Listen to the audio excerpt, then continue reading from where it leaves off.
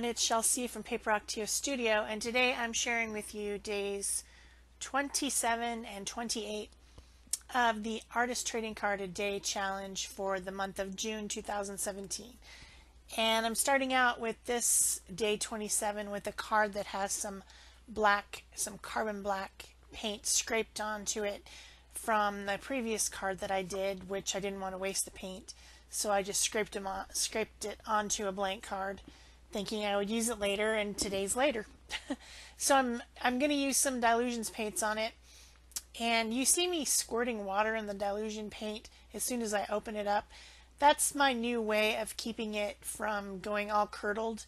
I live in the desert and it's very dry, and I have trouble with the Dylusions wanting to dry up. I just don't seem to be able to use them fast enough. So I saw a video where Diane Reevely was talking about squirting water in them, and I think someone else told me that too. It might have been Cindy Utter maybe. And so I've just been doing that to try to keep them, from going dry. So once I was done putting my background on with a few colors of the Dylusions acrylic paint, I decided to do a collage using different papers. I just put some random papers in this plastic of all different colors because I took them traveling with me when I went to Hawaii with my mother, and I was going to do art over there. I didn't end up touching any of it. I just relaxed the whole time. I didn't do any art at all while I was there, but I had good intentions, and so I thought I might want some collage papers, so I just threw a bunch of different ones in this plastic, and I took it with me along with some paints, some Neocolor crayons, some gesso, just basic stuff. I thought I was being so clever, and then I just didn't even touch it. I took it all over there. I didn't even touch it. It's kind of funny. But I guess I needed a break. I don't know. So I used a couple different punches, a star punch and a little one that's like a little tuft of grass. Punched out some different colors, and then now I'm cutting some rectangles and some triangles to make a couple little houses. I like these whimsical little houses. I see them a lot. A lot of people draw whimsical houses, collage whimsical houses. I mean, it's just something that I see frequently, and I just think they're so cute. They're so cute, so I just decided to make some today. Mine look a little bit different than other people's, just like, no two people's little houses look the same, but still it's the same type of an idea. Making little houses, little homes, fairy houses, whatever you want to call them. And so I'm just gluing all my little elements down using my Liquitex gel matte medium, the thicker stuff. It's like a paste, kind of a goopy paste. That's my favorite collaging medium, so I use that one quite a bit. And then I ended up cutting out a few little hearts to put on the front. I thought about making little doors and windows, but I decided that these were warm, happy little town, and I thought that they should have hearts. So I like hearts and stars and those iconic shapes anyway. Once everything was glued down and dried, I went ahead and trimmed it, and then decided to use my metallic Posca pins. These were given to me by Peg Robinson, my friend. I'm the girl with the Posca obsession, and she decided to send me these shimmery, sparkly ones. They're fun. They're pretty colors, and I know you can't really see it in the video, but they're sparkly. They're like kind of metallic, sort of. Not like the gold and silver and copper, but I don't know. They're different. They've got sparkly stuff in them, maybe a little bit of mica in them, but they still have the same properties of Posca pins. They write over anything. They're pretty opaque. So I'm just using those to mess around, adding some patterns, adding some borders on things, just having fun with a little bit of doodling. I wonder why it's called doodling. I really have been wondering that for a while. If anybody knows why doodling is doodling, I'm sure you will tell me. So then I used my white pen, added some dots, added some lines, added some extra little doohickeys and doodle bobbers and thingies. Yeah. Some little vines growing up the sides. Just some extra detail. You know, it's all in the details. It really is. You can cut out a couple pieces of paper and slap them on a card, but it might not look as good until you add in some details. And this isn't shadows or highlights like I normally do. It's just straight up drawing little silly things. It was a lot of fun. It was colorful, happy. I enjoyed making it. Not sure I ever did use the black. I got out the black, but I can't remember if I ever used it or not. We'll find out. You and I can find out together as we watch this video. Oh, I did. There's black. Now we all know that I used the black pen as well. All these links to all this stuff that I used to links to Amazon will be below the video. You can go down there, you can click on them, you can look at the products that I used and see if you like them or not. I seem to like that sparkly green one quite a bit. I seem to be using it pretty often. You'd think I'd be using the purple more because it's purple. But anyway, who knows? So the month is about to wind down, and we just got day 29 and day 30 left. Day 30, which is Friday, is Pick a Stick Challenge. Our art journal pages come out on that day, the last Friday of the month. So I will not be making an ATC video on that day because I've already got a video coming out. So days 29 and day 30 will end up being sometime in July.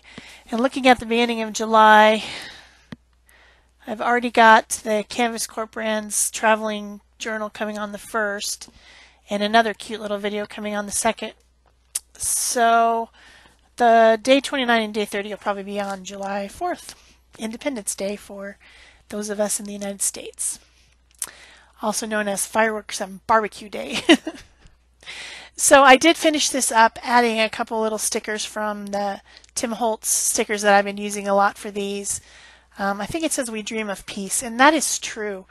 In this kind of scary time in our world, we're all hoping and dreaming and praying probably for peace. I know I am. So on to day 28. Yeah, I can't even keep track anymore. Day 28, it turned out to be a long video, and I just decided to go ahead and speed up to 4 times fast and then just let it go rather than going through and cutting out and trimming and cutting and trimming, trying to make it shorter. So that's the reason that there's only 27 and 28 in this video. So instead of using my 140-pound watercolor paper cold press ones that ATCs that I've cut to 3.5 by 2.5 inches or 9 centimeters by 6.5 centimeters, instead of using those, I cut one out of a smooth Bristol cardstock.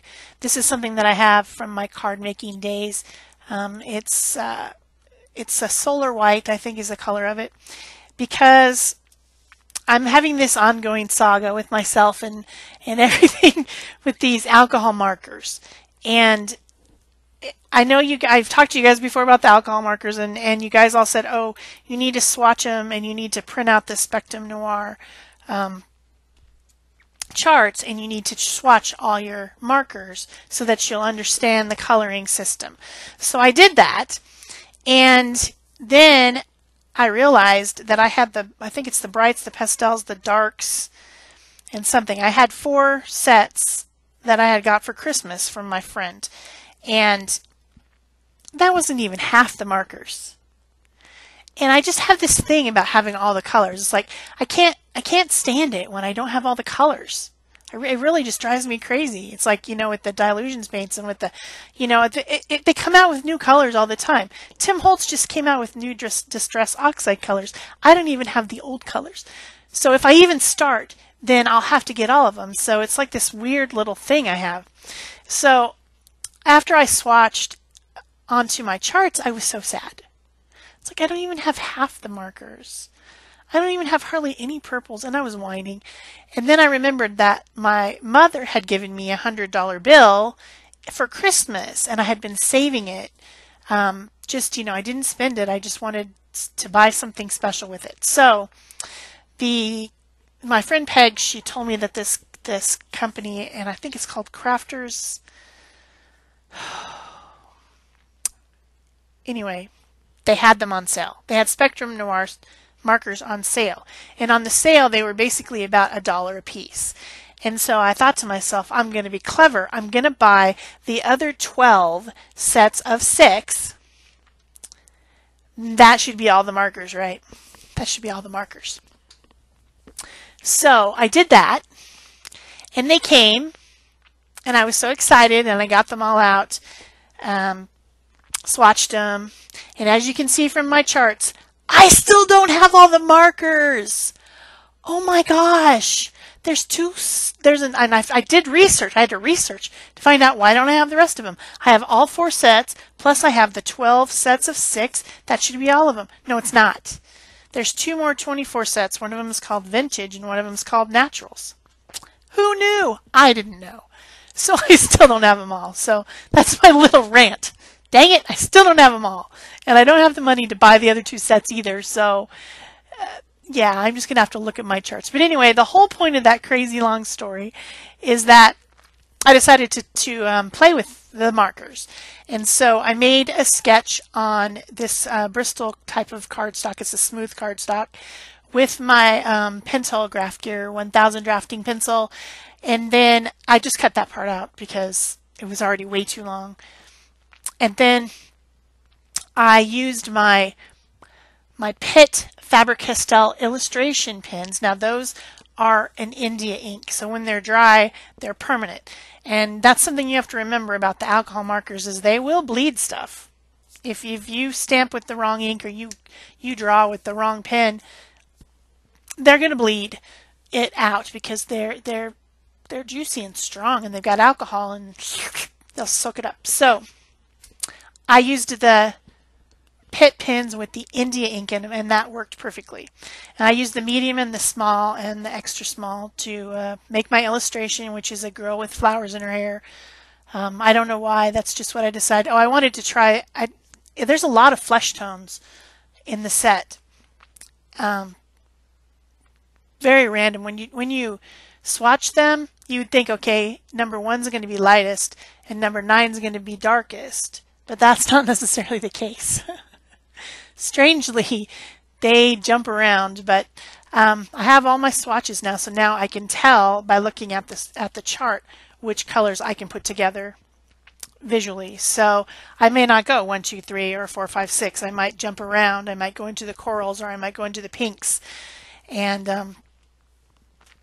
I'm not going to go through. I'm sorry, I'm not going to go through and tell you all the colors that I used. You can see me pointing to them, and if you want to print out a chart, you can do that, but I hurt my back and I am in pain and I just do not have the patience to tell you all the different color numbers that I used. One of my friends, Eleni, who does a lot of, she uses, mostly like water-soluble markers, but she writes them as she's going on her piece of paper because she doesn't do voiceovers, and I should have done that. But I was just playing. I wanted to try, and I'm just basically using 3 colors that I think are complementary, a light, medium, and a dark on each thing. So on the skin, I used 3 colors, and then of course I threw in a couple pinks for the lips and the cheeks. I used 2 different colors of the pale pink in the lips and the cheeks. But then for each flower, like the roses, I used 3 colors of complementary pink. I used 3 colors of complementary purple. On the leaves, I used 2 different sets. I used some yellow greens, and some blue greens in two different times. I did that. For the hair, I guess I haven't quite got to the hair, but it'll be soon. I used 3 different colors of warm brown. I think I jumped. I think I used 2 from the warm brown and 1 from the earth browns or something like that. I think, I can't remember, or maybe the golden browns. That's what they were, golden browns. And my illustration of the hair wasn't right. I didn't add in enough lines. So then the markers, I tried to make like lines with the markers to make the hair look more dynamic, and it really didn't turn out very well. It really didn't. The method that I'm using for coloring with the alcohol markers, for those of you who haven't ever tried them, I've watched a few videos, not very many. There's a person named Cindy Alnock who does a lot of alcohol marker coloring that I've watched quite a bit, and there's another girl too, but I can't remember her name. But there's tons of it out there. There are tons and tons and tons of alcohol marker coloring, mostly with stamping. Most of the people do it with stamping and then coloring in. But the way that I'm doing it is I'm starting with the lightest color and filling in the entire thing with the lightest color, and then going in with the medium color and in the shadow areas, and going in again with the darker color in the shadow areas with a little bit not as far out, with kind of like lots of cases kind of a flicking motion, and then going back with the lightest and blending. That's the way I was doing it. I don't know if that's the best way to do it. It might be better to go in with darks and then blend after with the lights. I'm going to try different ways now that I have all these markers, even though I don't have all of them. Grr. I'm going to try different ways of coloring with them, because coloring to me is relaxing. The only thing I would say about these markers is it's a good idea to use a smooth paper. So with the background, I wanted to kind of do an ombre background. Well, no, not ombre, because that would be light at the top and dark at the bottom. What I wanted was more like a dark to light halo around the image. So I started with the darkest color, then went to the medium color and kind of flicked it around, and then went to the lightest color to blend. But the blend didn't blend very well. I think it might be a time thing, maybe. Maybe you wait for it. I don't know. I'm still a real noob at this. So I ended up adding these extra little flicks again with the medium and the dark, and I really, really like how that turned out, because it enhances it makes it look like little light kind of behind the flower crown or whatever. I just thought it turned out really cool. And then, of course, once I was done with all the coloring, I got out my fine tip white Posca pen. I added some highlights and some little vines, like little trailing vine type things around for fun. Then I trimmed it down and put it on a black background, black cardstock background, because I like the way that it frames everything up. And then I found a sticker, of course, in my Tim Holtz stickers. Those have really come in handy. And put that on, and then I was done with this one. If you've enjoyed these videos, please remember to leave me a comment, subscribe if you haven't, and remember to turn on the notification bell or you won't be notified of all my videos. And of course, share if you want to. So that's it for me. Bye-bye.